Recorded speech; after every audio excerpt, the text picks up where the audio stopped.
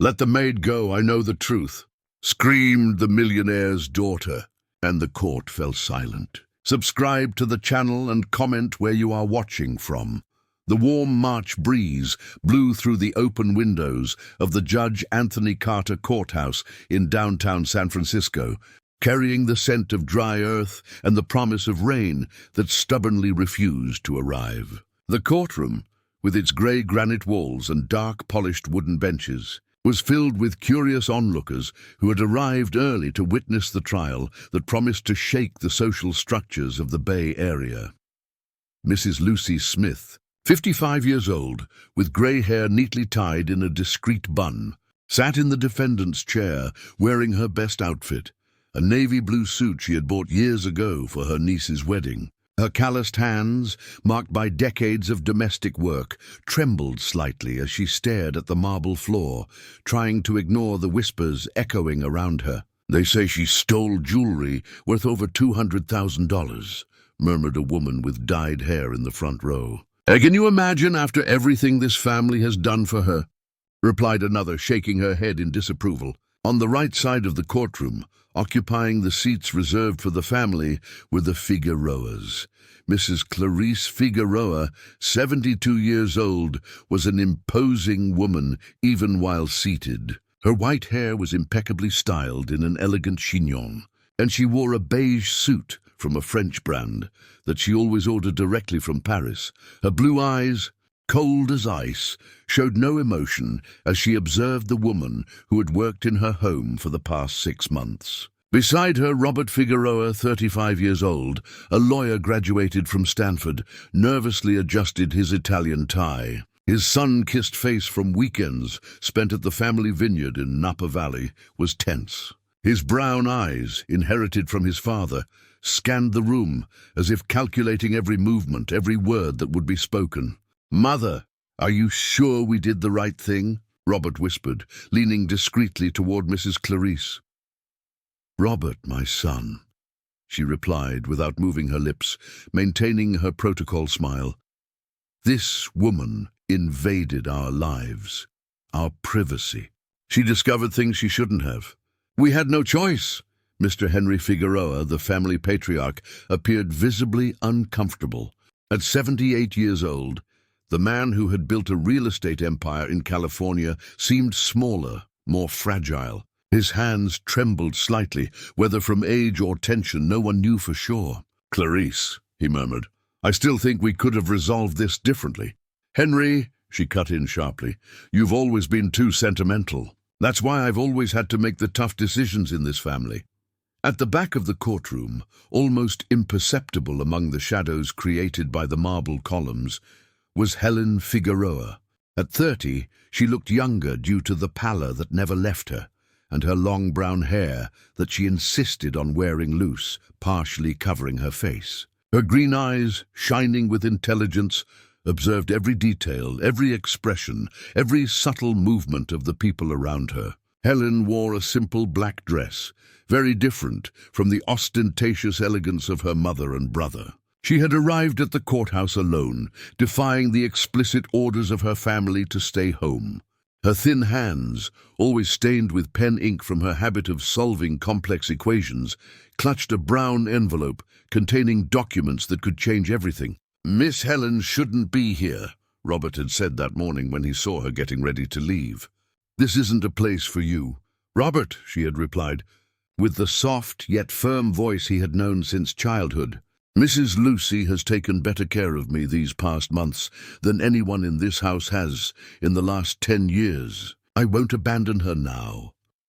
The prosecutor, Mr. Fernando Adams, a man in his 40s with a well-groomed mustache and gold-framed glasses, organized his papers at the table. Known for his rigidity and for never having lost a case involving property crimes, he had meticulously studied every detail of the accusation. "Ladies and gentlemen," he said, addressing the jury composed of 7 local community members, "today we will prove that the defendant, Lucy Smith, abused the trust placed in her by the respectable Figueroa family to commit a crime that affronts the most basic values of our society." The defense attorney, Mr. Carlos Edward Johnson, a 50-year-old black man who had grown up in the outskirts of San Francisco and become one of the most respected public defenders in the state, slowly stood up. He knew cases like this. He had seen many maids unjustly accused by powerful employers. "Your Honor," he said, his deep voice echoing through the room, "the defense will demonstrate that my client is a victim of a cruel scheme, orchestrated by people who have much more to hide than a simple theft of jewelry." It was at that moment that absolute silence took over the courtroom. It was as if even the air conditioning had stopped working. Mrs. Lucy lifted her eyes for the first time since entering the courtroom and saw Helen walking slowly down the central aisle. The young Figueroa moved with determination, but her legs trembled with each step. She had never spoken in public, never directly contradicted her family like this. But there she was, walking toward the center of the courtroom with the envelope in her hands. "Helen!" Robert shouted, standing up abruptly. "Go back to your seat." Mrs. Clarice remained motionless, but her blue eyes narrowed dangerously. She knew her daughter well enough to understand that Helen never did anything impulsively. If she was there, it was because she had a plan. "Your Honor," Helen said, her voice initially trembling, but as the tension grew with each word, "I have crucial information about this case. Information that could completely change the understanding of the facts." Judge Anthony Carter, an experienced man who had presided over the court for over 20 years, frowned. Situations like this were rare but not unprecedented. "Miss Figueroa," he said, "you are not listed as a witness in this case. You cannot simply let the maid go. I know the truth." Helen's shout echoed off the granite walls like thunder. The entire courtroom turned to her in absolute astonishment. The heiress of one of the largest fortunes in Minas Gerais, known for her reclusiveness and avoidance of any public exposure, stood there, trembling with emotion, ready to confront her own family. Mrs. Lucy felt tears welling up in her eyes. In the last 6 months, Helen had become more than an employer. She was the daughter Lucy never had, the brilliant young woman who viewed the world with eyes different from everyone around her. The buzz in the courtroom was deafening. Present journalists began to photograph and take notes frantically. The Figueroas, a family that had always valued discretion and control over their public image, were witnessing their world crumble before dozens of witnesses. "Order, order in the court!" shouted the judge, banging his gavel repeatedly. Helen remained standing in the middle of the aisle, breathing heavily, the envelope still clutched tightly in her hands. She looked directly at Mrs. Lucy, and for a moment only the two of them existed in that space. "Mrs. Lucy," Helen said, now with a calmer voice, but still audible to the entire room, "I promised I would uncover the truth. And I have. 6 months before that dramatic moment in court, a chilly September morning marked the beginning of a story that would forever change the lives of 2 women.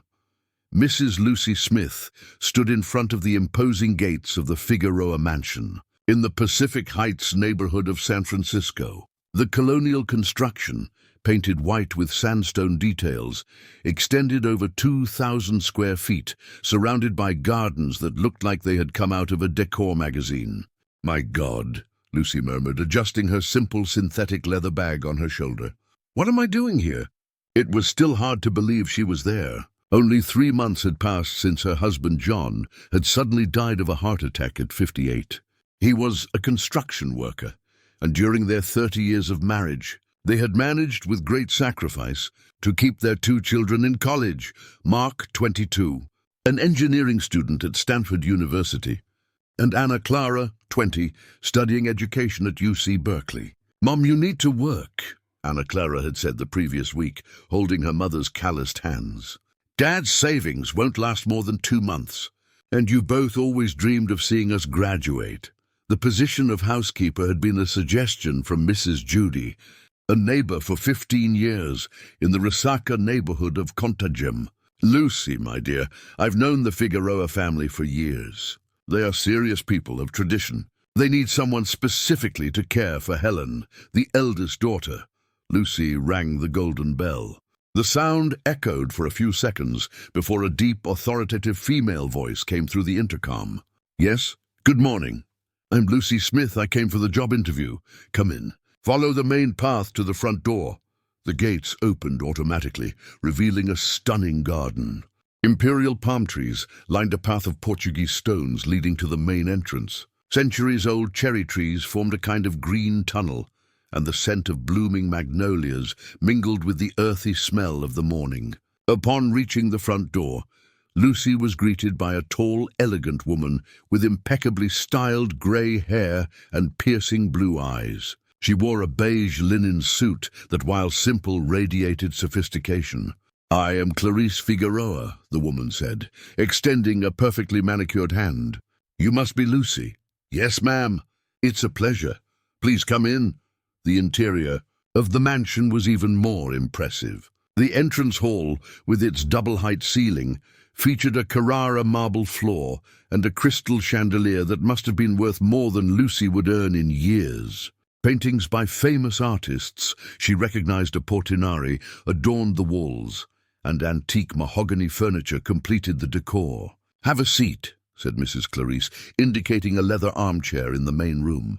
"Would you like some coffee?" "If it's not too much trouble, yes, ma'am." Mrs. Clarice rang a golden bell, and within seconds a young woman in uniform appeared. "Rosie, please bring coffee for two." As they waited, Mrs. Clarice studied Lucy with calculating eyes. "Mrs. Judy spoke very highly of you. She mentioned that you recently lost your husband. My condolences." "Thank you, Mrs. Clarice. It was very sudden. And she also mentioned that your children are in college. That is admirable for a family. Of your circumstances." Lucy swallowed the comment, already accustomed to such subtle observations from the elite. "Yes, ma'am. It has always been our dream to see both of them graduate." Rosie brought the coffee on a silver tray with fine china cups that were more delicate than Lucy had ever seen in her life. The coffee, she had to admit, was perfect. Strong, aromatic, the kind only the wealthy could afford. "I'll be direct with you, Lucy," said Mrs. Clarice, stirring her coffee with a golden spoon. "The position is not exactly that of a common housekeeper. It is more specific. My daughter Helen needs special care." "What kind of care, ma'am?" "Helen is 30 years old, but since she was 20 she has gone through some difficult episodes. She is extremely intelligent, brilliant even, but she chose to isolate herself from the world. She lives in the west wing of the house, has her own rooms, her own routine.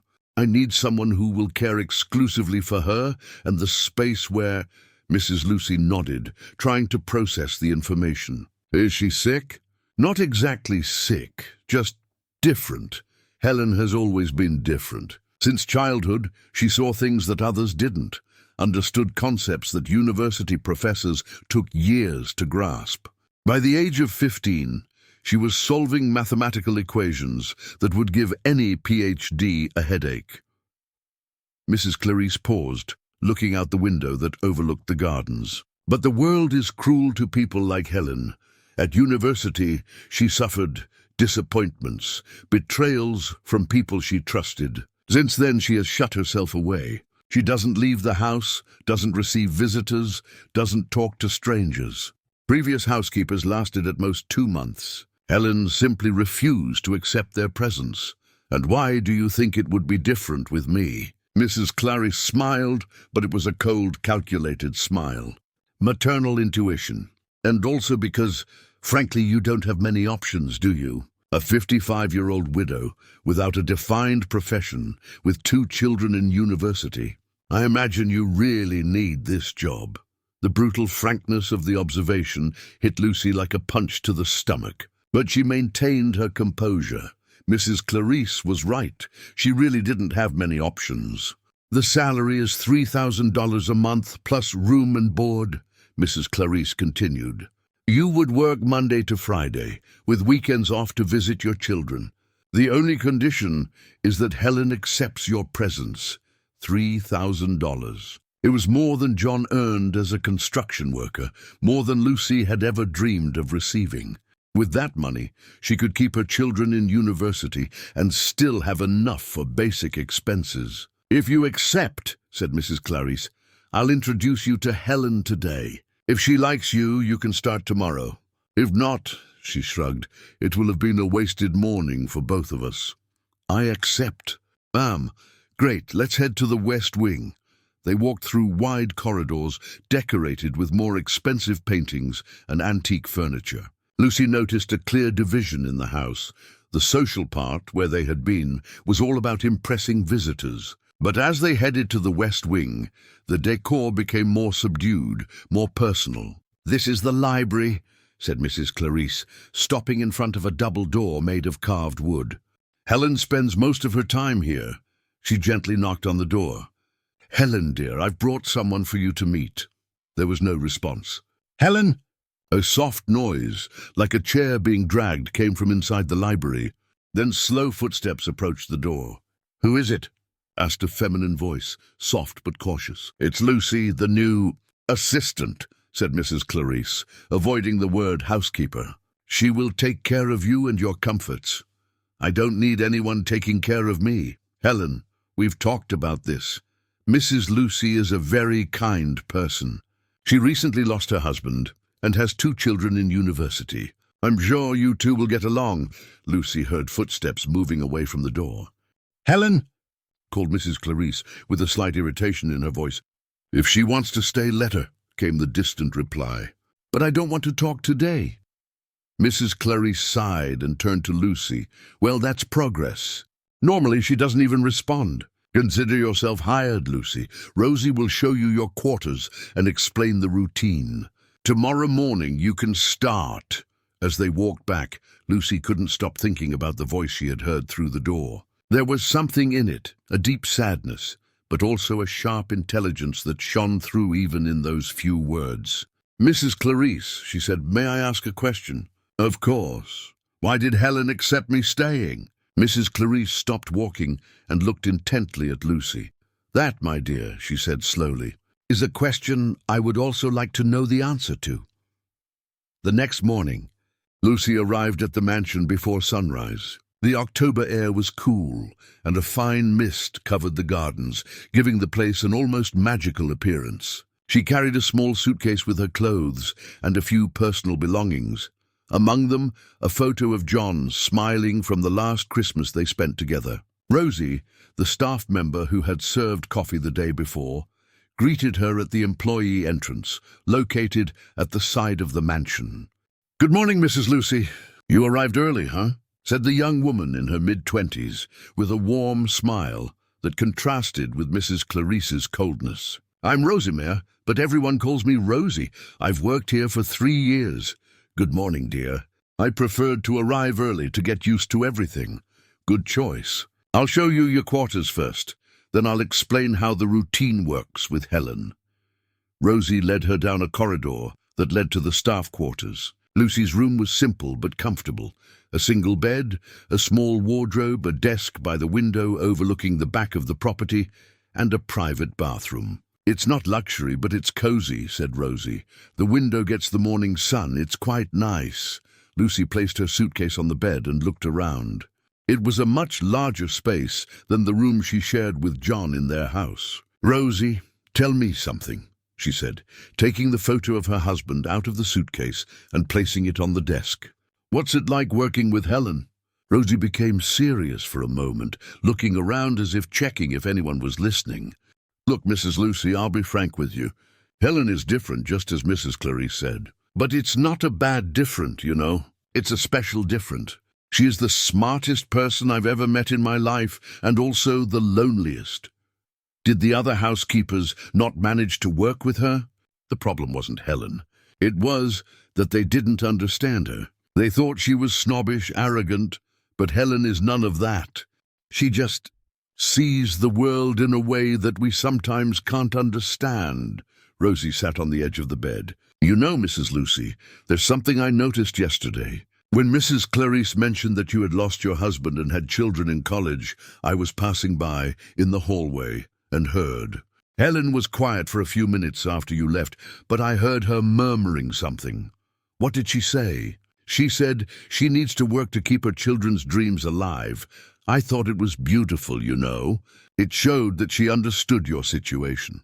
Lucy felt a tightness in her chest. The employer's daughter had grasped in just a few minutes something that many people close to her took weeks to understand, that working there was not just a matter of money, but of preserving the future that she and John had built for their children. "Come on, I'll show you Helen's wing," said Rosie, getting up. They walked through the hallways until they reached the division that separated the social area from the west wing. It was like a house within a house, an independent space with its own living room, bedroom, bathroom, and, of course, the famous library. "Helen wakes up early, around 6, Rosie explained. She has coffee in her own room, never eats with the family. She likes strong coffee, French bread with unsalted butter, and a piece of fruit, preferably an apple or a banana. She reads all morning, solves some crazy math equations in her notebooks, and has lunch around noon. She never leaves here, only to walk in the garden, but always alone, and only when she's sure she won't run into anyone from the family. Usually in the late afternoon, when Mr. Henry and Robert are in the office, and Mrs. Clarice has gone to the club." They stopped in front of the library door. "Mrs. Lucy," said Rosie, lowering her voice, "can I give you a piece of advice? Helen doesn't like to be treated as if she's sick or incapable. She's just reserved, and she notices everything. If you do anything without care, she'll pick up on it right away. Thank you, Rosie, that's very important." Rosie gently knocked on the door. "Helen, Mrs. Lucy has arrived." There was a pause before the response. "Come in." Lucy took a deep breath and opened the door. The library was a magnificent space. Solid wood shelves from floor to ceiling, filled with books in English, French, and other languages she couldn't identify. An antique desk occupied the center of the room, covered with papers filled with numbers and symbols that looked like hieroglyphs to Lucy. Helen was sitting in a leather armchair by the window with a thick book in her lap. She wore a simple light blue cotton dress and had long brown hair cascading over her shoulders. When she looked up, Lucy was struck by the intensity of the young woman's green gaze. "Good morning," said Helen, her voice soft but cautious. "Good morning, Helen. I'm Lucy. Nice to meet you." "I know who you are." Helen closed the book. Lucy could see it was something about number theory. "My mother said you lost your husband not long ago." "Yes, 3 months ago." Helen nodded slowly, as if processing the information very deeply. "It must be hard," she said, "losing someone who was always by your side." The simplicity and sincerity of the observation caught Lucy off guard. There was no pity or sympathy in Helen's voice, just genuine understanding. "It is, dear, but life goes on, right? The children depend on me." "How old are they?" "Mark is 22, studying engineering. Anna Claire is 20, studying education." Helen got up and walked to the desk, where she picked up one of the notebooks filled with equations. "Engineering requires a lot of calculus," she said, flipping through the pages. "If he needs help with math, I can assist." Lucy was touched by the offer. "That's very kind of you." "It's not kindness, it's logic. If your children graduate, you'll feel more at ease. If you feel more at ease, you'll work better. If you work better, you'll stay here longer. And I would like you to stay longer." The raw honesty of Helen left Lucy speechless for a moment. "Why?" she asked. Helen returned to the armchair and gazed out the window. "Because you don't look at me as if I were an animal in a zoo. And because, when my mother told your story yesterday, I saw in your eyes the same kind of determination I have when I solve a complex math problem. You won't give up easily." "You're right. I won't give up." "Well," said Helen, picking up the book again, "then we can start. You can clean the living room first, then we'll organize lunch. But there's one important thing you need to know." "What?" Helen looked directly into her eyes. "I know my family hired you just to watch over me. They think I'm unstable, that I need a nanny. But I don't need a nanny, Mrs. Lucy. I need an ally." "An ally?" "Yes, because there are things in this house, old secrets that my family prefers to keep buried. And I have the impression that you, unknowingly, can help me uncover some truths." Lucy felt a shiver run down her spine. There was something in Helen's voice, an almost scientific certainty, that made her believe the young woman knew exactly what she was talking about. "What kind of truths?" Helen smiled for the first time since Lucy had entered the library. It was a sad but determined smile. "Patience, Mrs. Lucy. First, let's get to know each other. Then I'll tell you everything I've discovered about your family." "My family?" "Yes, your family. The Smiths who lived nearby before they were displaced." Lucy's heart raced. Helen knew something about her family that she herself was unaware of. And by the expression on the young woman's face, this information would change everything. During the first 2 weeks of work, Lucy observed Helen with the attention of someone trying to decipher a complex puzzle. The young woman's routine was rigorously organized. She woke up at 6 in the morning, took a shower, and always wore simple clothes, cotton dresses or practical outfits that contrasted with the sophistication of the rest of the family. Helen had her coffee alone, always reading some dense book, sometimes pure mathematics, other times history, philosophy, or even classic literature in languages that Lucy could barely identify. She ate slowly, chewing thoughtfully, as if each bite was accompanied by deep reflections. "Helen," Lucy said one October morning while tidying up the library, "can I ask you a question?" "Of course. You said you knew things about my family." "What exactly?" Helen lifted her eyes from the notebook where she was solving a complex equation. She had learned to trust Lucy during those 2 weeks. The housekeeper did not ask indiscreet questions, did not try to force conversations. She was just there, with a warm and comforting presence. "Mrs. Lucy, before I answer that, I need you to promise me something." "What?" "That you won't leave when you learn the truth. Because what I'm going to tell you may be disturbing." Lucy stopped organizing the books and turned completely to Helen. "Dear, after everything I've been through in the last few months, I doubt anything can shake me more than I have already been shaken." Helen closed the notebook and stood up, walking to a specific shelf at the back of the library. She moved some books and revealed a secret compartment from which she took out a brown folder, yellowed with age. "This library is not just decorative," she said, returning to the desk. "My great-grandfather was obsessed with documents, records, maps. He kept everything. And when I started investigating the history of our property, I found things interesting."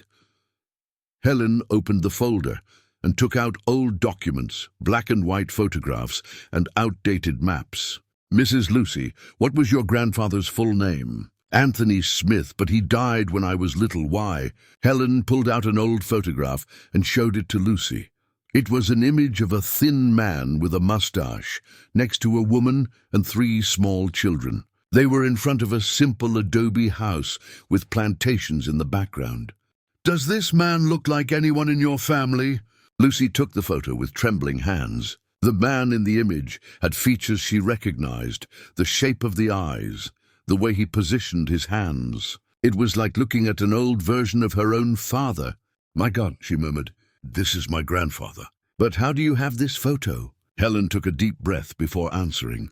"Because this photo was taken here, Mrs. Lucy, on this property. Your grandfather lived here." "What do you mean, lived here?" "This entire region 80 years ago was not a mansion. It was a rural area, divided among several families of small farmers. The Smith family was one of them. Your grandfather grew corn and beans, where the main garden of the house is today." Lucy sat heavily in the chair in front of the desk. "That's impossible." "My grandfather always lived in Springfield. He moved to Springfield after being expelled from here," Helen said gently, "along with 17 other families." Helen opened one of the old documents, a deed dated 1943. "My great-grandfather, Joaquim Figueroa, bought all this land in 1943. The problem is that the families who lived here for generations did not want to sell. Most did not have formal ownership documents. At the time, many rural properties operated under ancestral occupation." "And what happened?" "My great-grandfather used persuasive methods. He had political connections, knew judges and officials. The families were forced to leave with meager compensation or, in some cases, no compensation at all. Lucy felt the blood boiling in her veins. "Are you telling me that your family stole the land from my family?" "I'm saying that my family built its fortune on the misery of other families, and that I discovered this 2 years ago when I started investigating why I feel so displaced in this house." Helen stood up and walked to the window overlooking the gardens. "Do you know why I isolated myself from the world, Mrs. Lucy? It wasn't just because of the betrayals at university. It was because I discovered that my own family is built on much greater betrayals." "Why are you telling me this?" Helen turned and her green eyes were moist. "Because when my mother said you were a widow with children in university and that you needed to work, I thought, this woman is fighting for dignity just like the families expelled from here fought. And when she said your last name, Smith, I knew it wasn't a coincidence. Did you hire me on purpose?" "I suggested to my mother that she hire you." "I said you seemed like a trustworthy person." Lucy remained silent for several minutes, processing everything she had heard. "Helen," she finally said, "what do you want from me?" "Justice," Helen replied without hesitation. "I want the displaced families to receive what is rightfully theirs. I want my family to pay for the crimes of the past. And I want you to help me prove all of this." "How?" Helen returned to the folder and pulled out more documents. "Because the papers my great-grandfather kept not only prove the expulsions, they also prove that some of this land was sold illegally to third parties, land that technically still belongs to the original families. And you want to return this land?" "I want more than that. I want to expose the whole truth. I want my family to pay fair compensation to all the affected families. And I want the world to know that the Figueroa fortune was built on crimes." Lucy looked at the young woman in front of her, rich, privileged, but willing to destroy her own heritage. "In the name of justice." "Why, Helen? Why do you want to destroy your own family?" Helen smiled sadly. "Because it's not my family, Mrs. Lucy. Family is who welcomes us, protects us, loves us. My mother sees me as a burden, my brother as a threat to the inheritance, my father as a daughter who didn't meet expectations. You in 2 weeks have shown more genuine affection for me than they have in 30 years. The two women stared at each other in silence. "But there's one thing you need to know," Helen continued. "If we decide to do this, it will be dangerous. My family will not accept it passively. They will do everything to stop us." "What kind of things?" "Mrs. Lucy, you are not just a housekeeper to them.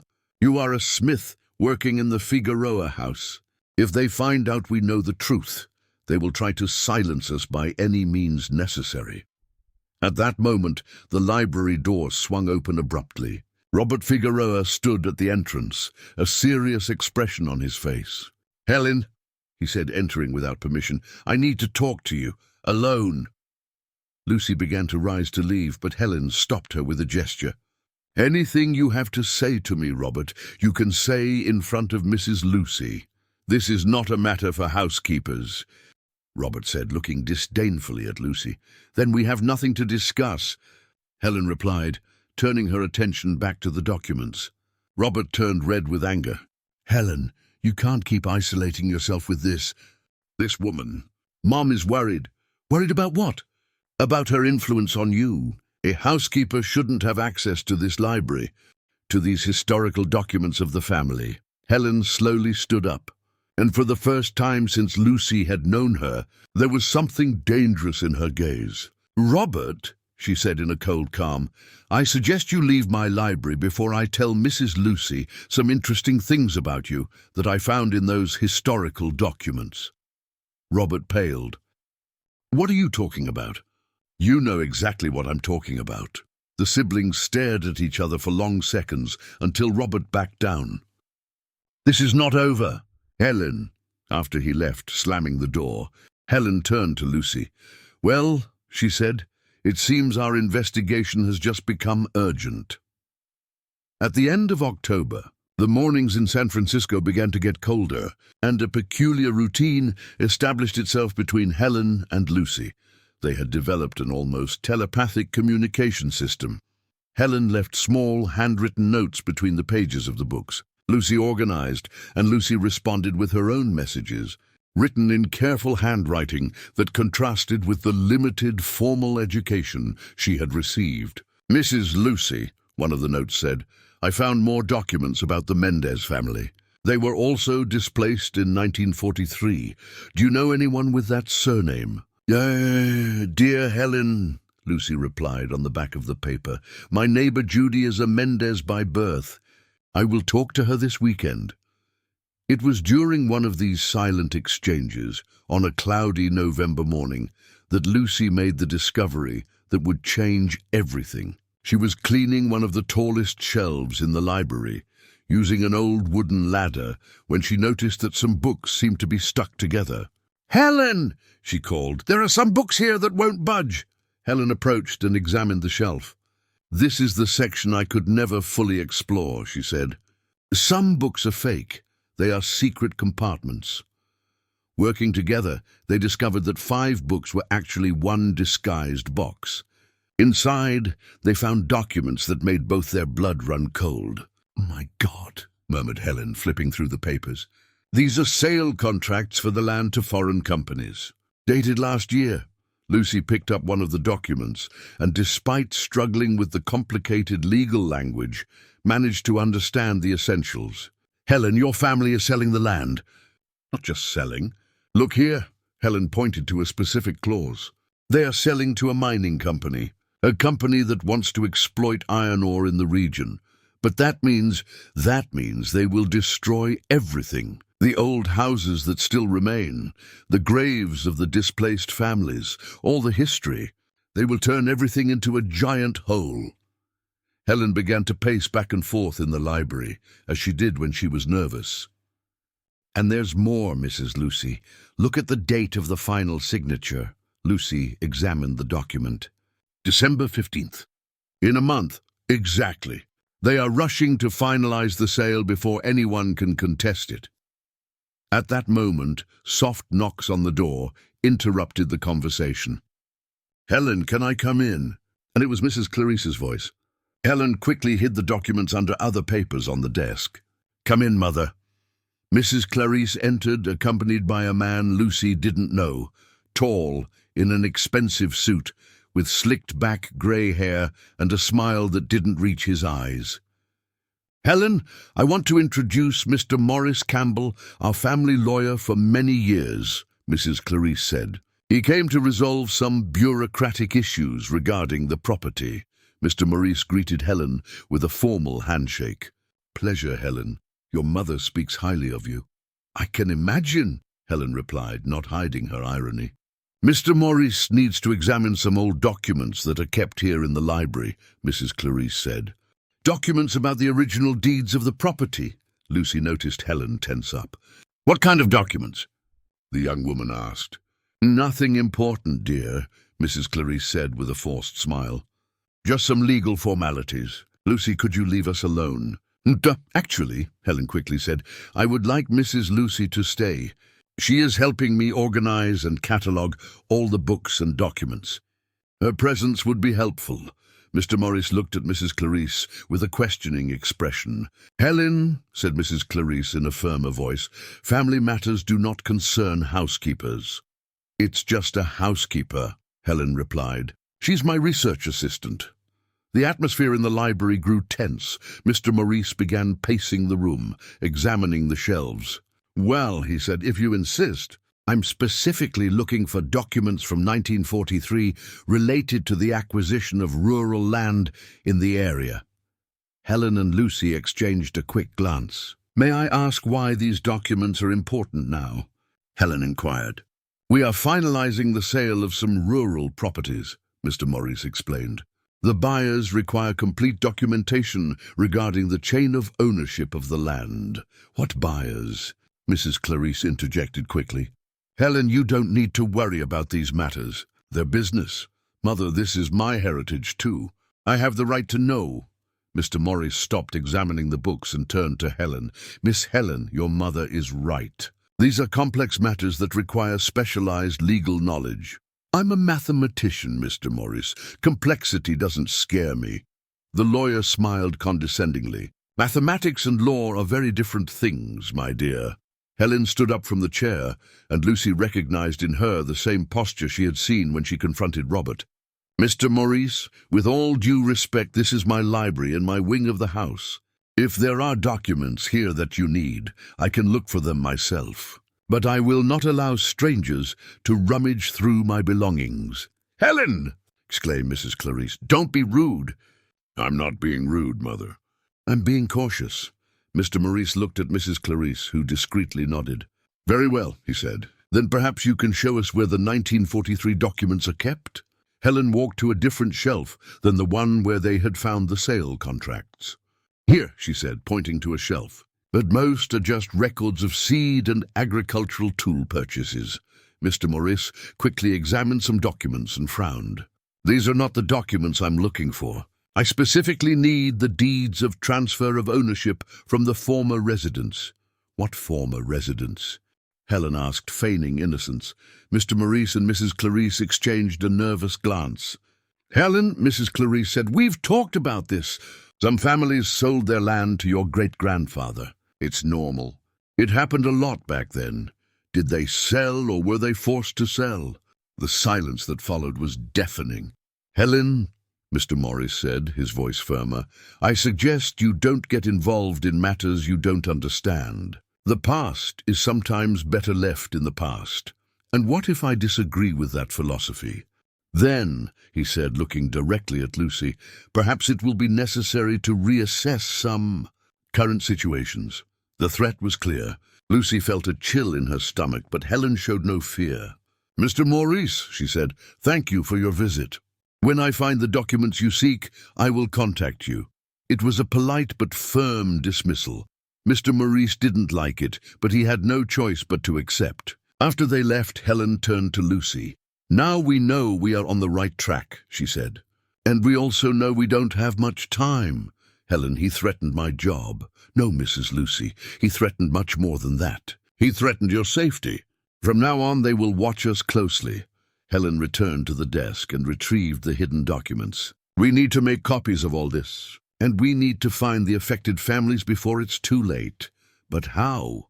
Helen smiled, and for the first time Lucy saw in her the fierce determination that made the young woman so special.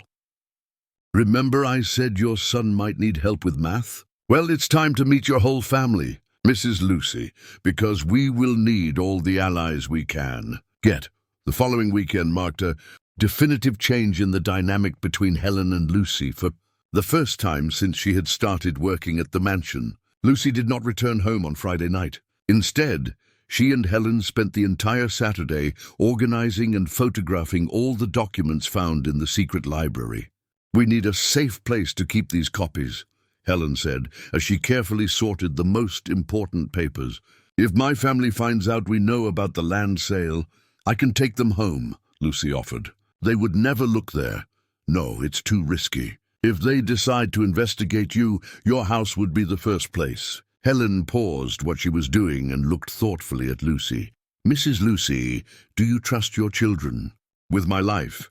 "Then on Sunday we will go to them. I want to meet them in person, and I want them to see these documents. On Sunday morning, an unusual scene caught attention in the neighborhood of Springfield. A black BMW with tinted windows stopped in front of the simple two-bedroom house where Lucy had raised her children. Helen got out of the car wearing jeans and a simple white blouse, trying to look as inconspicuous as possible. "Mother!" exclaimed Anna Claire, running to hug Lucy. "You didn't come on Friday. We were worried." Anna Claire was a younger version of her mother. The same expressive brown eyes, the same warm smile, but with the vigor of youth and dreams still intact. "Sorry, my daughter. I had to work over the weekend, and I brought someone special to meet you."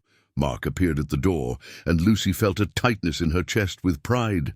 The young man had inherited his father's height and posture, but had an intelligence in his eyes that promised a bright future. He greeted Helen politely, but with evident curiosity.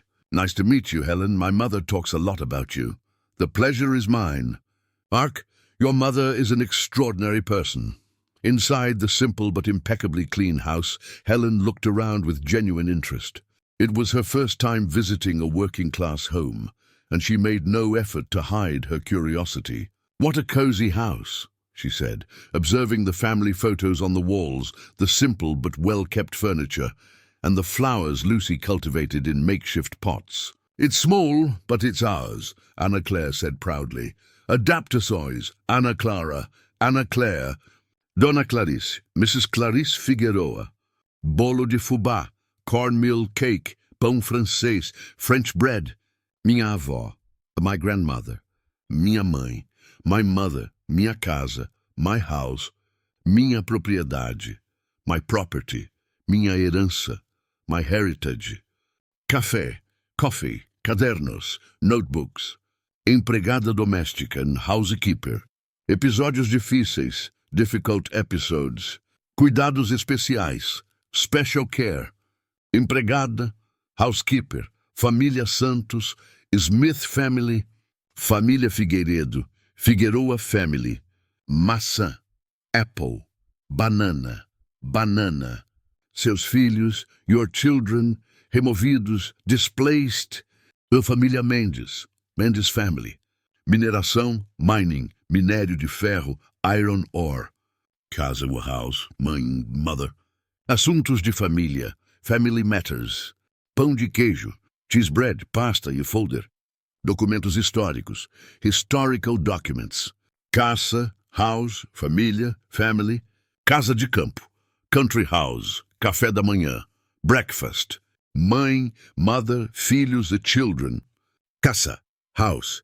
Tio, uncle, tia, aunt. Primo, cousin, primos, cousins. Avó, grandmother, avô, grandfather. Carnaval do Carnival, festa junina de Summer Festival. Cachaça, rum, feijoada, stew. Picanha, steak and farofa in toasted cassava flour. Caipirinha, cocktail, café, coffee. Pão de queijo, cheese bread, tapioca, tapioca. Festa de aniversário, birthday party. Festa de casamento, wedding party. Festa de Natal, Christmas party. Festa de Ano Novo, New Year's party. Festa de São João, St. John's party. Festa de São Pedro, St. Peter's party. Festa de São Jorge, St. George's party. Festa de São Paulo, St. Paul's party. Festa de São Francisco, St. Francis's party. Festa de São Miguel, St. Michael's party. Festa de São Benedito, St. Benedict's party. Festa de São Sebastião, St. Sebastian's party. Festa de São José, St. Joseph's party. Festa de São Domingos, St. Dominic's party. Festa de São Vicente, St. Vincent's party. Festa de São Pedro, St. Peter's party. Festa de São João, St. John's party. Festa de São Jorge, St. George's party. Festa de São Paulo, St. Paul's party. Festa de São Francisco, St. Francis's party. Festa de São Miguel, St. Michael's party. Festa de São Benedito, St. Benedict's party. Festa de São Sebastião, St. Sebastian's party. Festa de São José, St. Joseph's party. Festa de São Domingos, St. Dominic's party. Festa de São Vicente, St. Vincent's party. Festa de São Pedro, St. Peter's party. Festa de São João, St. John's party. Festa de São Jorge, St. George's party. Festa de São Paulo, St. Paul's party. Festa de São Francisco, St. Francis's party. Festa de São Miguel, St. Michael's party. Festa de São Benedito, St. Benedict's party. Festa de São Sebastião, St. Sebastian's party. Festa de São José, St. Joseph's party. Festa de São Domingos, St. Dominic's party. Festa de São Vicente, St. Vincent's party. Festa de São Pedro, St. Peter's party. Festa de São João, St. John's party. Festa de São Jorge, St. George's party. Festa de São Paulo, St. Paul's party. Festa de São Francisco, St. Francis's party. Festa de São Miguel, St. Michael's party. Festa de São Benedito, St. Benedict's party. Festa de São Sebastião, St. Sebastian's party. Festa de São José, St. Joseph's Party. Festa de São Domingos, St. Dominic's Party. Festa de São Vicente, St. Vincent's Party. Festa de São Pedro, St. Peter's Party. Festa de São João, St. John's Party.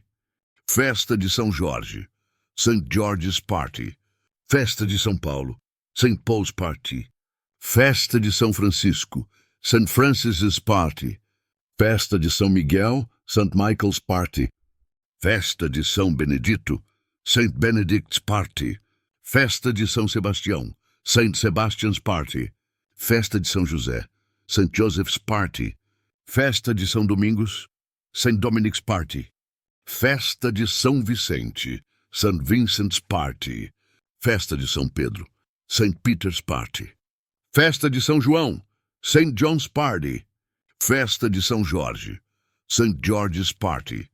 Festa de São Paulo, St. Paul's Party. Festa de São Francisco, St. Francis's Party.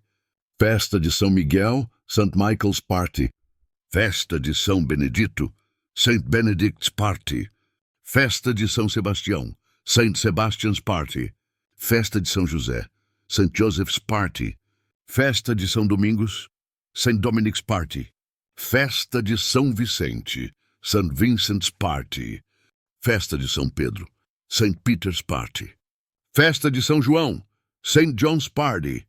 Festa de São Jorge, St. George's Party. Festa de São Paulo, St. Paul's Party. Festa de São Francisco, St. Francis's Party. Festa de São Miguel, St. Michael's Party. Festa de São Benedito, St. Benedict's Party. Festa de São Sebastião, St. Sebastian's Party. Festa de São José, St. Joseph's Party. Festa de São Domingos, St. Dominic's Party. Festa de São Vicente, St. Vincent's Party. Festa de São Pedro, St. Peter's Party. Festa de São João, St. John's Party. Festa de São Jorge, St. George's Party. Festa de São Paulo, St. Paul's Party. Festa de São Francisco, St. Francis's Party. Festa de São Miguel, St. Michael's Party. Festa de São Benedito, St. Benedict's Party. Festa de São Sebastião, St. Sebastian's Party. Festa de São José, St. Joseph's Party. Festa de São Domingos, St. Dominic's Party. Festa de São Vicente, St. Vincent's Party. Festa de São Pedro, St. Peter's Party. Festa de São João, St. John's Party. Festa de São Jorge, St. George's Party. Festa de São Paulo, St. Paul's Party. Festa de São Francisco, St. Francis's Party. Festa de São Miguel, St. Michael's Party. Festa de São Benedito, St. Benedict's Party. Festa de São Sebastião, St. Sebastian's Party. Festa de São José, St. Joseph's Party. Festa de São Domingos, St. Dominic's Party. Festa de São Vicente, St. Vincent's Party. Festa de São Pedro, St. Peter's Party. Festa de São João, St. John's Party. Festa de São Jorge, St. George's Party. Festa de São Paulo, St. Paul's Party. Festa de São Francisco, St. Francis's Party. Festa de São Miguel, St. Michael's Party. Festa de São Benedito, St. Benedict's Party. Festa de São Sebastião, St. Sebastian's Party. Festa de São José, St. Joseph's Party. Festa de São Domingos, St. Dominic's Party. Festa de São Vicente, St. Vincent's Party. Festa de São Pedro, St. Peter's Party. Festa de São João, St. John's Party. Festa de São Jorge, St. George's Party. Festa de São Paulo, St. Paul's Party. Festa de São Francisco, St. Francis's Party. Festa de São Miguel, St. Michael's Party. Festa de São Benedito, St. Benedict's Party. Festa de São Sebastião, St. Sebastian's Party. Festa de São José, St. Joseph's Party. Festa de São Domingos, St. Dominic's Party. Festa de São Vicente, St. Vincent's Party. Festa de São Pedro, St. Peter's Party. Festa de São João, St. John's Party. Festa de São Jorge, St. George's Party, Festa de São Paulo, St. Paul's Party, Festa de São Francisco, St. Francis's Party, Festa de São Miguel, St. Michael's Party, Festa de São Benedito, St. Benedict's Party, Festa de São Sebastião, St. Sebastian's Party, Festa de São José, St. Joseph's Party, Festa de São Domingos, St. Dominic's Party, Festa de São Vicente, St. Vincent's Party, Festa de São Pedro, St. Peter's Party, Festa de São João, St. John's Party, Festa de São Jorge, St. George's Party, Festa de São Paulo, St. Paul's Party, Festa de São Francisco, St. Francis's Party, Festa de São Miguel, St. Michael's Party, Festa de São Benedito, St. Benedict's Party, Festa de São Sebastião, St. Sebastian's Party, Festa de São José, St. Joseph's Party, Festa de São Domingos, St. Dominic's Party, Festa de São Vicente, St. Vincent's Party, Festa de São Pedro, St. Peter's Party, Festa de São João, St. John's Party, Festa de São Jorge, St. George's Party, Festa de São Paulo, St. Paul's Party, Festa de São Francisco, St. Francis's Party, Festa de São Miguel, St. Michael's Party, Festa de São Benedito, St. Benedict's Party, Festa de São Sebastião, St. Sebastian's Party, Festa de São José, St. Joseph's Party, Festa de São Domingos, St. Dominic's Party, Festa de São Vicente, St. Vincent's Party, Festa de São Pedro, St. Peter's Party, Festa de São João, St. John's Party, Festa de São Jorge, St. George's Party, Festa de São Paulo, St. Paul's Party, Festa de São Francisco, St. Francis's Party, Festa de São Miguel, St. Michael's Party, Festa de São Benedito, St. Benedict's Party, Festa de São Sebastião, St. Sebastian's Party, Festa de São José, St. Joseph's Party, Festa de São Domingos, St. Dominic's Party, Festa de São Vicente, St. Vincent's Party, Festa de São Pedro, St. Peter's Party, Festa de São João, St. John's Party, Festa de São Jorge, St. George's Party, Festa de São Paulo, St. Paul's Party, Festa de São Francisco, St. Francis's Party, Festa de São Miguel, St. Michael's Party, Festa de São Benedito, St. Benedict's Party, Festa de São Sebastião, St. Sebastian's Party, Festa de São José, St. Joseph's Party, Festa de São Domingos, St. Dominic's Party, Festa de São Vicente, St. Vincent's Party, Festa de São Pedro, St. Peter's Party, Festa de São João, St. John's Party, Festa de São Jorge, St. George's Party, Festa de São Paulo, St. Paul's Party, Festa de São Francisco, St. Francis's Party, Festa de São Miguel, St. Michael's Party, Festa de São Benedito, St. Benedict's Party, Festa de São Sebastião, St. Sebastian's Party, Festa de São José, St. Joseph's Party, Festa de São Domingos, St. Dominic's Party, Festa de São Vicente, St. Vincent's Party, Festa de São Pedro, St. Peter's Party, Festa de São João, St. John's Party, Festa de São Jorge, St. George's Party, Festa de São Paulo, St. Paul's Party, Festa de São Francisco, St. Francis's Party, Festa de São Miguel, St. Michael's Party, Festa de São Benedito, St.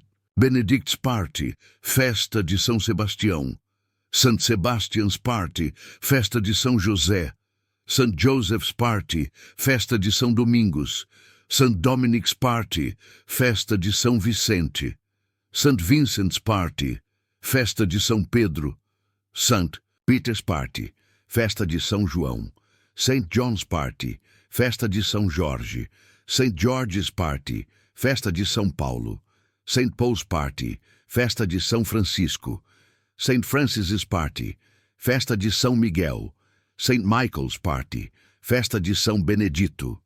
Saint Benedict's Party, festa de São Sebastião. St. Sebastian's Party, festa de São José. St. Joseph's Party, festa de São Domingos. St. Dominic's Party, festa de São Vicente. St. Vincent's Party, festa de São Pedro. St. Peter's Party, festa de São João. St. John's Party, festa de São Jorge. St. George's Party, festa de São Paulo. St. Paul's Party, festa de São Francisco. St. Francis's Party, festa de São Miguel. St. Michael's Party, festa de São Benedito. St. Benedict's Party, festa de São Sebastião. St. Sebastian's Party, festa de São José. St. Joseph's Party, festa de São Domingos. St. Dominic's Party, festa de São Vicente. St. Vincent's Party, festa de São Pedro. St. Peter's Party, festa de São João. St. John's Party, festa de São Jorge. St. George's Party, festa de São Paulo. St. Paul's Party, festa de São Francisco. St. Francis's Party, festa de São Miguel. St. Michael's Party, festa de São Benedito de Si. On a rainy afternoon, he said, Mom is worried about you. She thinks you are spending too much time with certain people. Helen did not lift her eyes from the book she was reading, a treatise on land law that she had discreetly borrowed from the university library. What certain people, Robert? You know very well. The housekeeper. Mrs. Lucy has a name, and she is not just a housekeeper. Robert approached the desk where Helen was sitting. Helen, you need to understand your position in the family. You are a Figueroa. You cannot mingle with the help. This time, Helen closed the book and looked directly at her brother. Robert, do you know what the difference is between you and me? Enlighten me.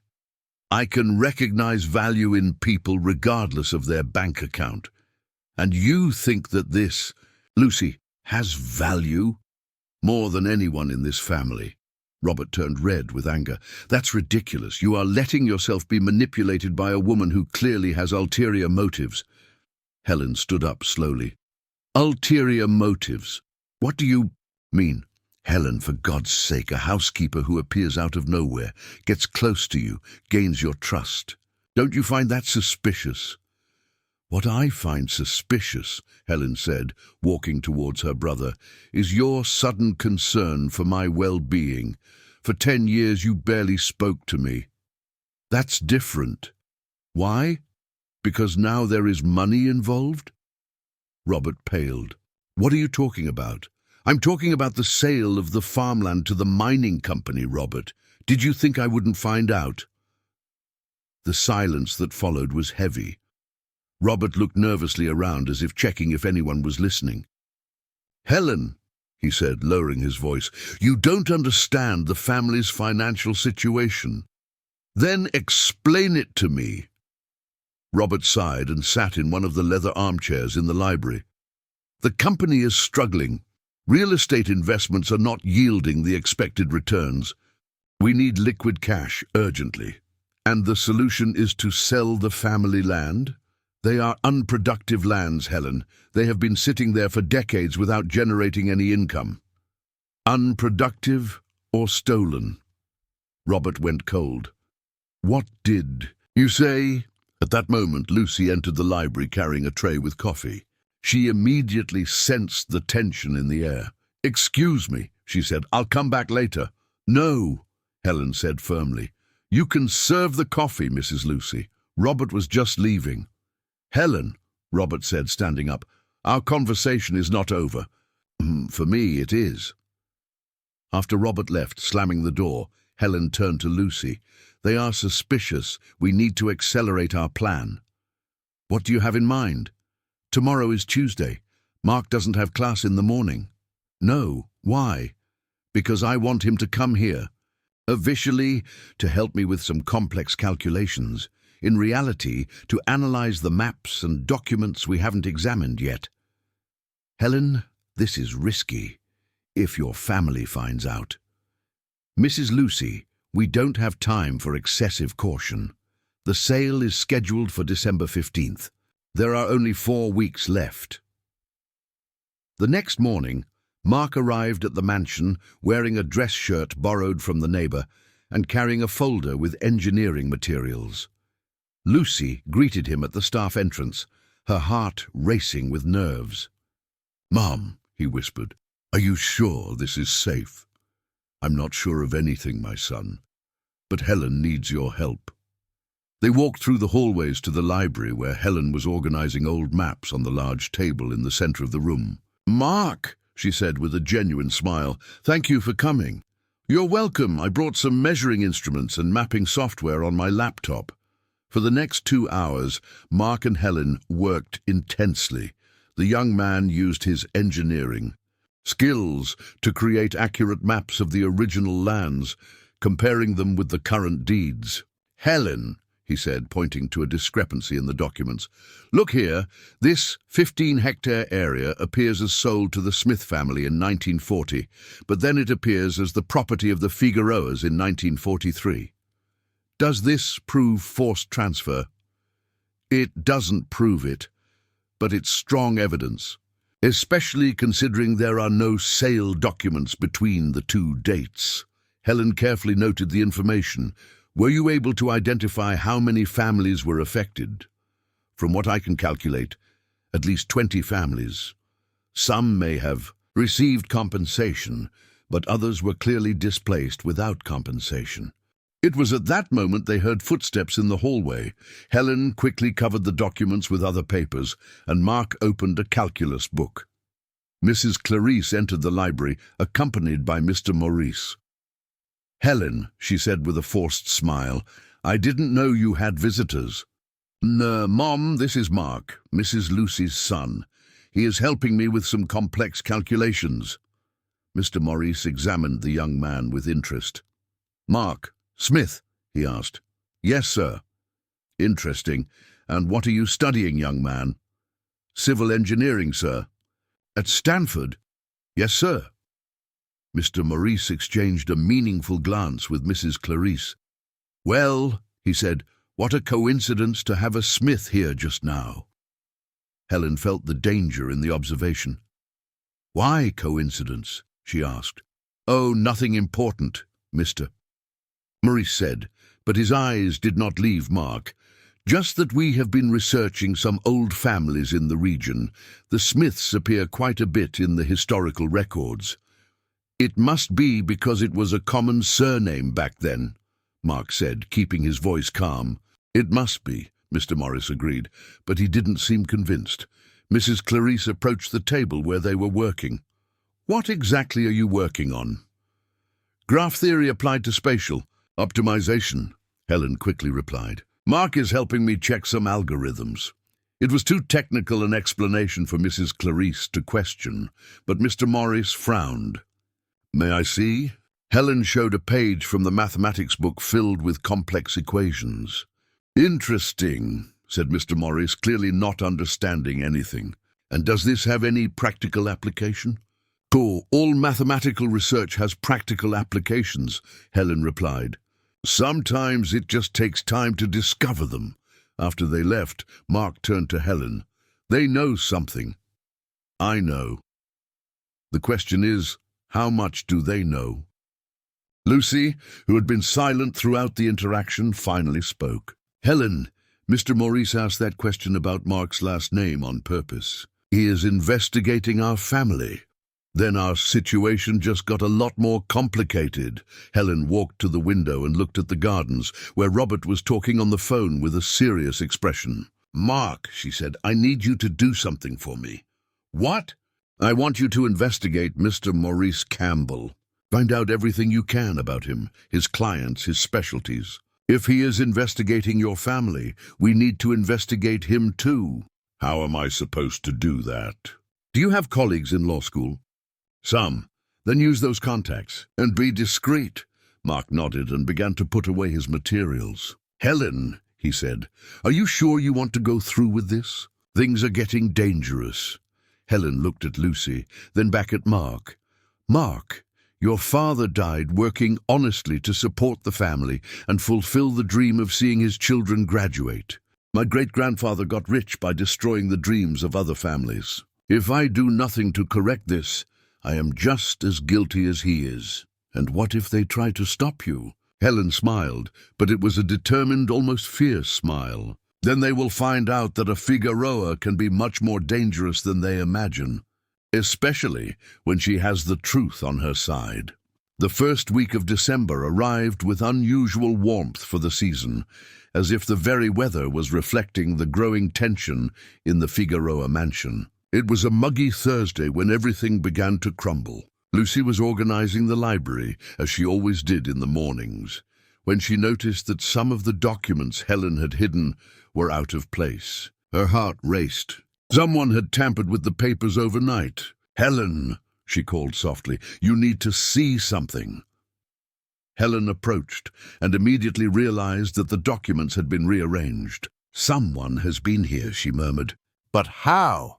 "I always lock the library before going to bed." At that moment, they heard loud voices coming from the main hallway. It was a heated argument between Robert and Mr. Henry Figueroa. "Father, you need to understand the gravity of the situation," Robert was saying. "Robert, lower your voice. I don't want Helen to hear this. Too late to worry about Helen. She already knows everything." The two women exchanged glances. Helen signaled for Lucy to be quiet and moved closer to the door to listen better. "What exactly does she know?" Mr. Henry asked, his voice weary. "Father, she has access to all the documents from our great-grandfather. And now she brought that boy, the housekeeper's son, to help her analyze everything. A boy who, coincidence or not, has the last name Smith. Do you think she made the connection?" "I'm sure." "And there's more. Mr. Maurice investigated the housekeeper's family. Her grandfather was Antonio Smith, one of the families that were displaced in 1943. There was a heavy silence. "My God," Mr. Henry murmured. "How did we not think of this before?" "Because we hired the woman to watch over Helen, not to investigate our family. But now it's obvious that Helen knew who she was from the start." Helen closed her eyes, feeling a mix of betrayal and admiration for her brother. He had uncovered part of the truth, but did not fully understand the situation. "What does your mother think about this?" Mr. Henry asked. "Mom wants to fire the housekeeper immediately, but Mr. Maurice thinks that would be too suspicious. He has another plan." "What plan?" "He's going to accuse the housekeeper of theft. Plant some jewelry in her room, call the police. With her in jail, Helen would be isolated again." Lucy felt the blood run cold in her veins. Helen clenched her fists, a cold anger etched on her face. "Robert," Mr. Henry said, "this is very dangerous. If they find out it was a setup, Father, we have no choice. The sale of the land needs to be finalized in a week. If Helen decides to contest it before then, we lose everything. But she is my daughter, Robert. Our family. Father, Helen has never really been part of this family. You know that. She has always been different, always questioned our decisions. Now she represents a real threat to our legacy." Mr. Henry sighed deeply. "All right. But I want guarantees that nothing will happen to Helen." "Of course, Father. Helen will not be harmed, just isolated from bad influences." As the voices faded away, Helen turned to Lucy. Her face was pale, but her green eyes shone with determination. "Mrs. Lucy," she said, "they're going to try to frame you." "I heard. But I'm not afraid. You should be. If you get arrested for a crime you didn't commit, you won't be able to help your family or testify against mine." Lucy sat heavily in a chair. "Helen, what are we going to do?" Helen began to pace back and forth, as she did when she was formulating a complex plan. "First, we document everything we just heard. Second, we accelerate our timeline. And third," she paused and looked directly at Lucy, "we turn the tables on them." "How?" "Mrs. Lucy, they think we are just a naive housekeeper and a troublesome daughter. They are going to find out that they severely underestimated the situation." Helen went to her desk and picked up a small recorder she used to jot down her mathematical reflections. "From now on, we will record all suspicious conversations. and we will make them incriminate themselves even more." That afternoon, Lucy was cleaning the main hallway when she heard Mrs. Clarice talking on the phone in the office. The door was slightly open, and she could hear perfectly. "Mr. Maurice," Mrs. Clarice was saying, "it needs to be tonight. We can't wait any longer." "Yes, ma'am. I have already arranged the jewelry. They are antique pieces that she could easily have hidden in her luggage. And the police. Officer Johnson has been my personal friend for years. He will ask the necessary questions, but won't investigate too deeply." "Perfect. I want that woman out of my house by tomorrow morning, and away from my daughter." Lucy quickly returned to the Mrs. Lucy Smith was waiting in the library. "Did you hear anything?" "Everything," said Lucy, recounting the conversation. Helen nodded gravely. "So it will be tonight. Mrs. Lucy, I need you to do exactly what I say." For the next hour, Helen explained her plan in detail. It was risky and depended on perfect timing, but it was their only chance. "Helen," said Lucy when she finished, "are you sure about this? If it goes wrong, at least we tried to do the right thing." "But it won't go wrong, Mrs. Lucy, because they don't know that we know what they are planning." At 8 o'clock in the evening, Lucy was in her room when she heard footsteps in the hallway. It was Mr. Maurice, accompanied by a man she didn't know, probably Officer Johnson. She pretended to be asleep when they entered the room, but through her half-closed eyelids she saw Mr. Maurice place a small jewelry case inside his suitcase. "All set," he whispered. "Now we just have to wait until tomorrow morning." But what they didn't know was that Helen was hiding in the broom closet next door, recording everything with her cell phone. 20 minutes later, when they left, Helen emerged from her hiding place. "Did you get it recorded?" Lucy asked. "Every word. And now comes the most important part of the plan." Helen took the jewelry case and examined it carefully. "I recognize these pieces. They are from my mother's safe. We will return them there, but first..." She took detailed photos of the jewelry and the place where they had been hidden. "Helen, if we return the jewelry, how will we prove that they tried to frame me?" Helen smiled. "Because, my dear Mrs. Lucy, tomorrow morning we will be at the precinct before them, and we will file our own complaint." "Against whom?" "Against Mr. Maurice Campbell, Mrs. Clarice Figueroa, and Robert Figueroa, for conspiracy, attempted false incrimination, and concealment of crimes related to illegal land possession." Lucy looked at the young woman with admiration. "Helen, you really thought of everything." "No, Mrs. Lucy, not yet. Because the hardest part of the plan will only happen tomorrow when they find out they messed with the wrong people." The next morning, early on Friday, December 8th, Helen and Lucy walked through the mansion toward the exit. But this time Helen was not running away. She was going to war, and she intended to win. The morning dawned gray and cold in San Francisco. At 7 o'clock, Helen and Lucy were sitting in the precinct of Pacific Heights, in Officer Robert Smith's office, an upright man whom Helen had carefully researched before choosing where to file her complaint. "Miss Figueroa," said the officer, examining the documents Helen had brought, "these are very serious accusations against your own family."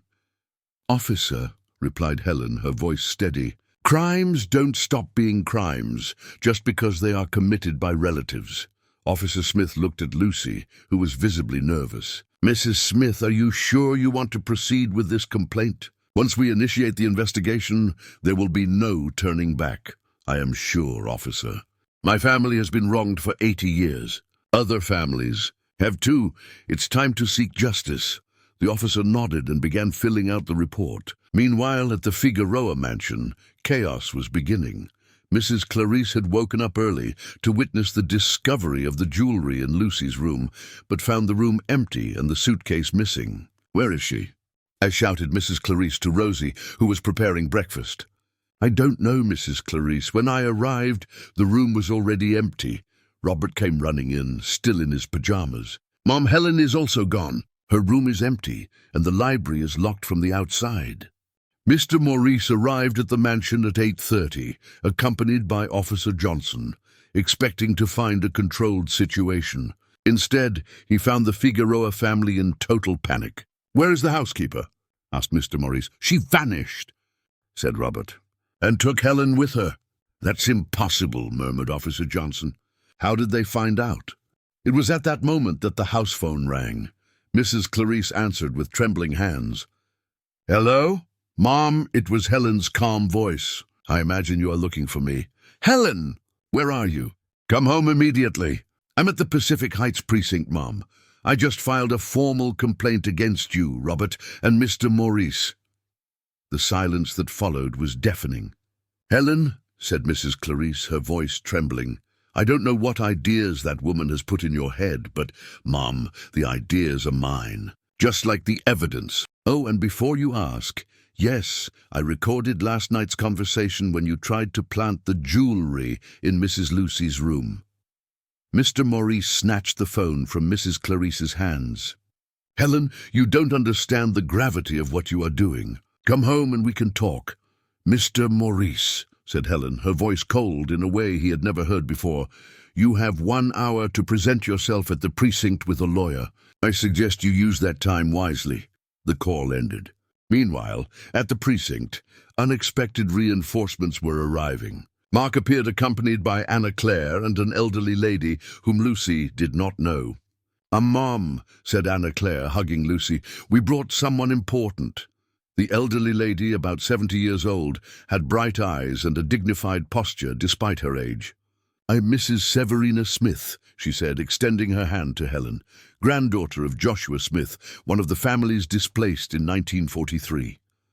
Helen stood up respectfully. "Mrs. Severina, it's a pleasure. How did you know we were here?" "Mark reached out to me yesterday," the lady explained. "He told me the whole story. I spent the night rummaging through my mother's trunks and brought what you need." Mrs. Severina opened a cloth bag and pulled out yellowed documents, old photographs, and even letters. "My mother kept everything," she said. "Threatening letters from the Figueroa family's lawyer, receipts for ridiculous payments, photographs of our house before the eviction. And this," he showed an official document, "a complaint my grandfather tried to file with the police in 1943. It was never investigated, of course. The Figueroas had a lot of influence back then." Officer Johnson examined the documents with growing interest. "This is extraordinary," he said. "We have here a clear pattern of property crimes spanning decades." At 10 in the morning, Mr. Maurice arrived at the precinct accompanied by 2 expensive lawyers. His face was red with anger, but he was trying to maintain his composure. "Officer," he said, "this is a very delicate situation. We are talking about a respectable family." "We are talking about crimes," cut in Officer Johnson. "Crimes that, based on the documents presented, may include extortion, embezzlement, and forgery." "Officer," one of Mr. Maurice's lawyers interjected, "my client would like to clarify some misunderstandings." "The misunderstanding," Helena said, standing up, "is thinking that you could continue to cover up crimes just because you are rich and influential." Mr. Maurice glared at her with hatred. "Helena, you have no idea what you are doing. Your family—" "My family," Helena said, looking at Lucy, Mark, Anna Claire, and Mrs. Severina, "is right here, and we are all united against injustice." It was at that moment that Robert and Mrs. Clarice arrived at the precinct, accompanied by more lawyers. The situation was turning into a media circus. Journalists had already been alerted about the case, and cameras began to gather outside. "Helena," shouted Mrs. Clarice upon seeing her, "you've completely lost your mind." "No, Mother. I found it." Officer Johnson called for order and separated all parties involved into different rooms for individual testimonies. For 4 hours, each person told their version of the events. Helena presented all the evidence methodically and logically. Lucy confirmed all the details about the attempted framing. Mrs. Severina provided the necessary historical context. Mark presented the technical analysis of the documents and maps. On the opposite side, Mr. Maurice tried to deny everything, but the recordings were irrefutable. Robert claimed he was only protecting the family's interests. Mrs. Clarice maintained that it was all a misunderstanding. At 3 in the afternoon, Officer Johnson made his decision. "Mr. Maurice Campbell," he said, "you are being charged with attempted false incrimination and conspiracy." Robert Figueroa, you will be held accountable for concealing crimes and forgery. Clarice Figueroa, you will also be charged with conspiracy. This is absurd, shouted Robert. You can't do this. We already have, the officer said calmly. Helena turned to her family and for the first time in her life spoke to them without fear. You had 80 years to do the right thing, she said. Now justice will do it for you. When they left the precinct, it was already getting dark. The TV cameras were waiting, and Helena knew there was no turning back. From that moment on, all of San Francisco would know the truth about the Figueroas. Seize de dish de. Helena, Lucy said as they walked toward the car, are you sure you won't regret this? Helena looked back at the precinct where her biological family was still giving testimonies, then looked at the people beside her, her true family. Mrs. Lucy, she said, for the first time in my life, I am absolutely sure that I am doing the right thing. But the battle was just beginning. A week passed like a whirlwind. The press in California had turned the case into a scandal of statewide proportions. Headlines screamed in the newspapers as it denounces her own family, the empire built on stolen land. The fight for justice that shakes SF. Helena had temporarily moved to Lucy's house in Springfield. It was a brutal contrast, from the 2,000-square-foot mansion to the 2 simple rooms in the Resaca neighborhood. But for the first time in years, she slept soundly without nightmares. Helena, Anna Claire said one morning while preparing coffee for everyone, don't you miss anything from the mansion? I miss the library, Helena admitted. But I can buy books. True family, I cannot. Mark entered the kitchen carrying newspapers. The lawyer you hired is in all the papers today, he said. Mr. Robert Adams is being called the lawyer for the forgotten. Mr. Robert Adams was a land rights attorney who had taken the case pro bono after reading about it in the newspapers. Black, the son of a housekeeper, he had become one of the most respected human rights advocates in the state. And the other families? Helena asked. Mrs. Severina managed to locate 8 more affected families, Mark replied. They all want to join the class action. Lucy, who was ironing for the trial, stopped what she was doing. Guys, she said, are you sure I'm ready for this? I've never spoken in public in my life. Mom, Anna Claire said, you just need to tell the truth. You know how to do that better than anyone. Helena approached Lucy. Mrs. Lucy, remember what you told me on the first day? That you wouldn't give up easily? I remember. Then trust yourself. You are stronger than you think. On the morning of December 15th, the courtroom of Judge Anthony Carter was surrounded by journalists, onlookers, and supporters. Banners demanding justice waved in the hands of protesters.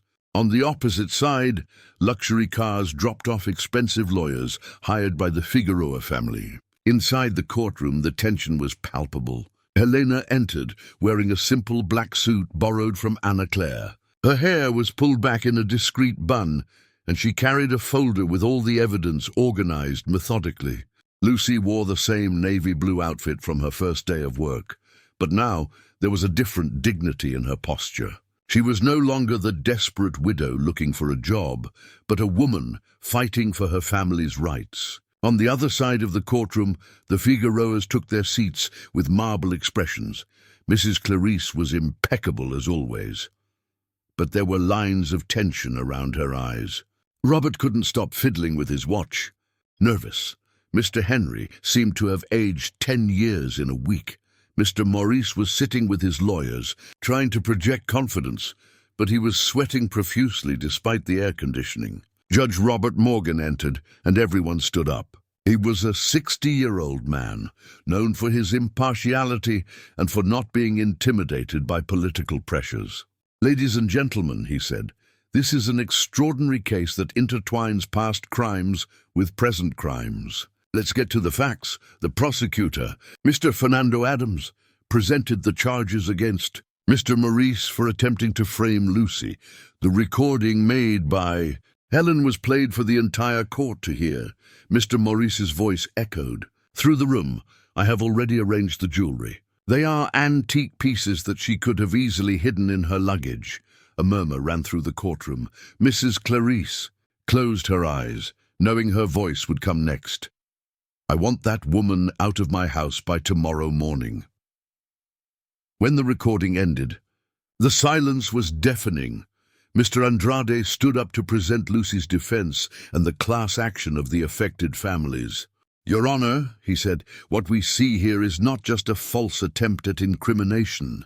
It is the last chapter of an 80-year story of injustices. The Smith, Mendez, and other families have been systematically robbed of their lands. And when a descendant returned, unknowingly, to work in the house of those responsible, they tried to silence her with criminal methods. He presented all the historical documents, the testimonies of the families, and the technical analyses by Mark. And now," continued Mr. Andrade, "we have discovered that the Figueroa family intended to sell these illegally obtained lands to a mining company, erasing any trace of the families that were displaced." That was when Helen was called to testify. She walked to the podium with steady steps, placed her hand on the Bible, and swore to tell the truth. "Miss Figueroa," said Mr. Andrade, "why did you decide to denounce your own family?" Helen looked at the jury, then at her biological family, and finally at Lucy. "Because I discovered that family is not just those who share the same blood with us," she said, her voice clear. "Family is those who welcome us, protect us, and love us unconditionally. Mrs. Lucy did for me in 6 months what my biological family never did in 30 years. And what about the crimes committed by your family? Crimes do not morally expire, Doctor. If my great-grandfather stole land, if my family covered it up for decades, if they tried to silence those who discovered the truth, then it is my moral obligation to seek justice, even knowing that this would cost you your inheritance." Helen smiled sadly. "Doctor, stolen money was never mine by right. I prefer to be poor and honest than rich and complicit." When it was Lucy's turn to testify, she was visibly nervous but determined. Mr. Andrade gently guided her through her story, the death of her husband, the need to work, the gradual discovery of the truth about her family. "Mrs. Smith," he said, "what motivated you to keep fighting even knowing the risks?" Lucy looked at Helen, then at her children in the audience. "Doctor," she said, her voice choked, "my husband died dreaming of seeing our children graduate. He worked honestly his entire life for that. When I discovered that my family had lost their lands due to crimes, I understood that not fighting would be betraying his memory and all those who came before us. And what do you hope for from this trial?" "Justice, Doctor. Not revenge, but justice. That the lands return to those who rightfully own them, that the affected families are compensated, and that the truth is known." The Figueroa family's lawyer tried to discredit the evidence, claiming they were old and inconclusive documents. But when Mr. Maurice was called to testify, he complicated things even further. "Mr. Maurice," asked Mr. Andrade, "do you deny placing jewelry in Mrs. Smith's room?" That was a misunderstanding." A misunderstanding recorded on audio.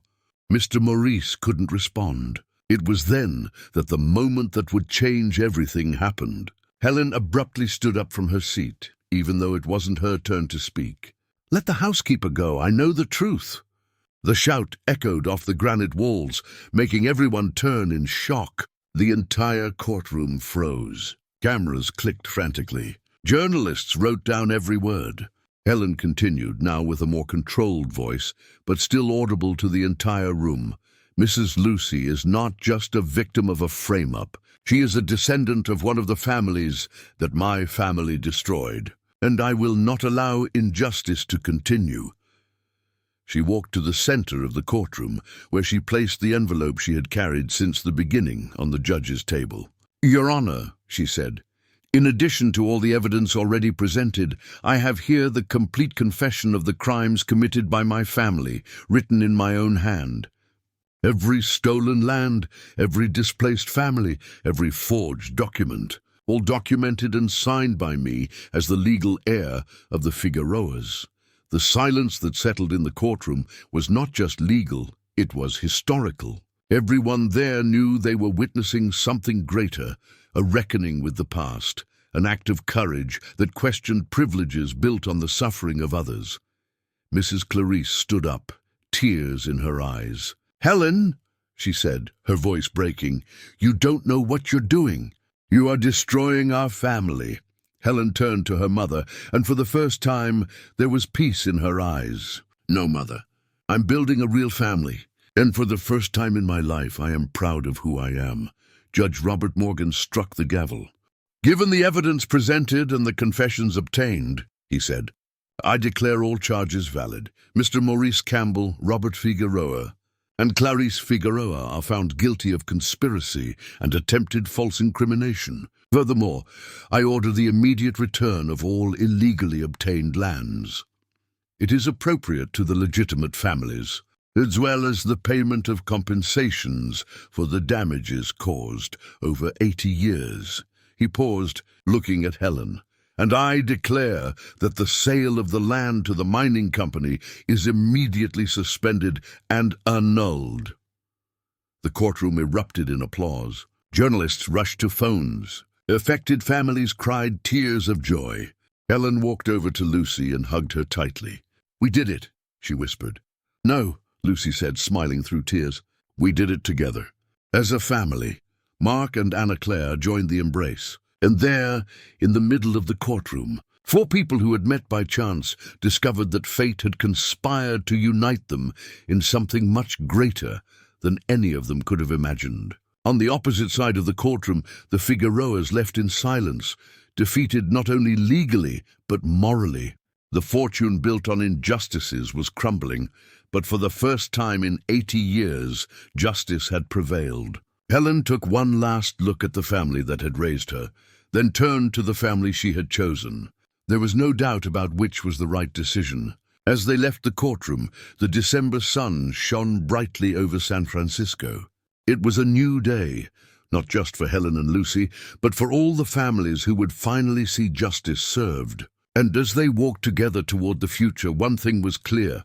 Some families are born of blood, but the best are born of love, justice, and the courage to do what is right. Please like, subscribe to the channel, turn on the notification bell, and if you made it this far, comment, "I watched until here," and share your opinion about this story.